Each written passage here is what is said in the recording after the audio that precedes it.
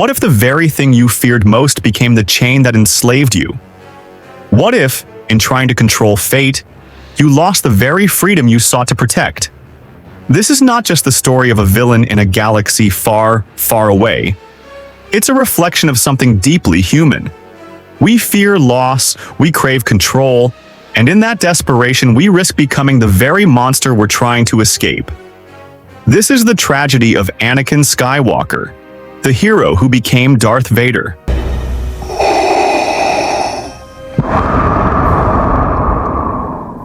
This is Beyond the Villain, where we unmask evil, one story at a time. And today's episode, we dive into the dark side itself. Darth Vader, the fallen Jedi, who became the face of the Empire.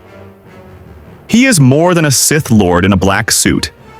He is a warning about the dangers of fear, control, and the choices we make when we cannot face uncertainty.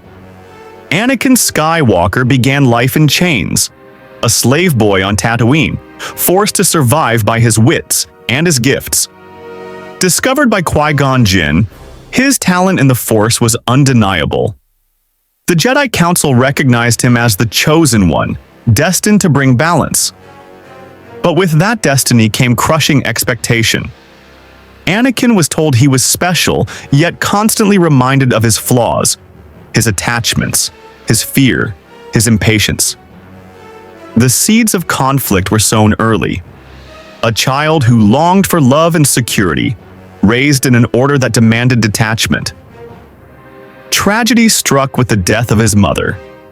Anakin, powerless to save her, lashed out in rage, slaughtering an entire Tusken Raider village. It was the first crack, the moment his fear of loss turned into violence. But it was his love for Padme Amidala that defined him. Secretly married, he placed her above all else. And when visions of her dying in childbirth haunted his dreams, the cycle of fear tightened its grip.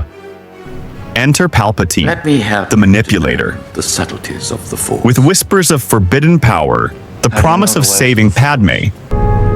Learn to know the dark side of the Force, and you will be able to save your wife from certain death. Palpatine fed Anakin's fear until it consumed him. And so, Anakin fell. He betrayed the Jedi. He led the slaughter of children in the temple. He became Darth Vader, kneeling before his new master in exchange for a lie that control could conquer death. Yet Vader never saw himself as evil. To him, he was saving Padme, creating a galaxy of order where no one would suffer as he had. He justified the atrocities as the price of peace. This humanizes him. Vader is not just a monster in a mask. He is a man who could not let go of fear. His love, corrupted into possession, became the weapon that enslaved him. Darth Vader embodies authoritarianism born from fear. He reflects Machiavellian rule, where it is better to be feared than loved. Order to him cannot exist without control, and control is only guaranteed through domination. Machiavelli's The Prince speaks directly to Vader's approach. Rulers must prioritize stability, even at the cost of morality. Vader enforces this literally, strangling subordinates who fail, obliterating planets to keep systems in line.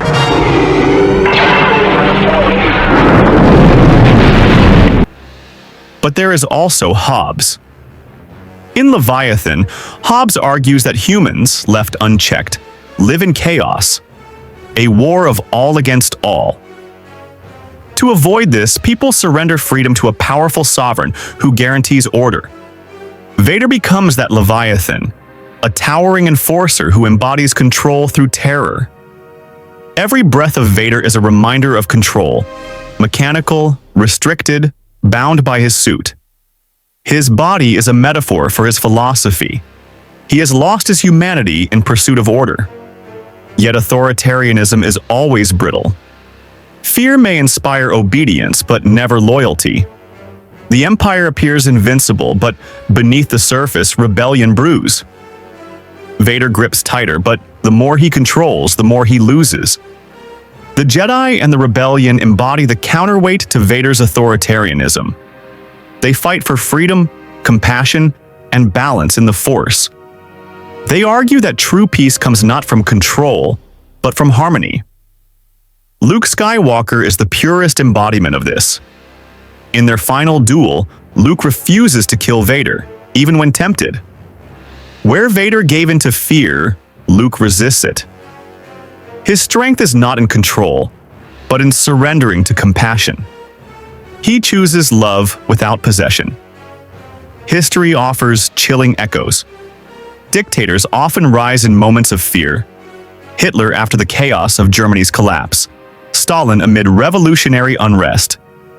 They promise order, safety, and strength. And for a time, they deliver. But fear cannot build a future.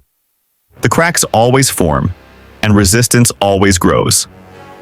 Vader's empire mirrors these regimes. Vast, disciplined, terrifying. But doomed, because fear cannot hold the human spirit forever.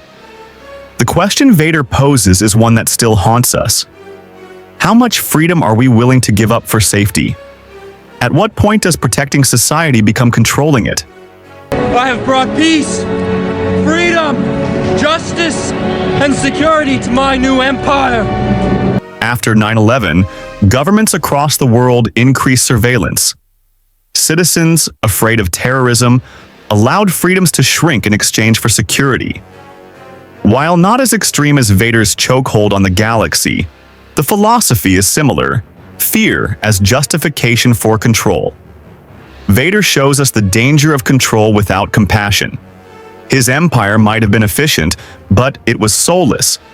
In our world, policies born purely from fear risk crossing that same line, trading humanity for order. So was Vader truly evil? Or was he a man broken by fear? If you were haunted by visions of your loved one's death, if you believed you alone could save them, would you reach for forbidden power? Would you risk everything, even your soul? This is the ambiguity of Vader. He is not the cackling madman like Palpatine. He is not chaos incarnate like the Joker.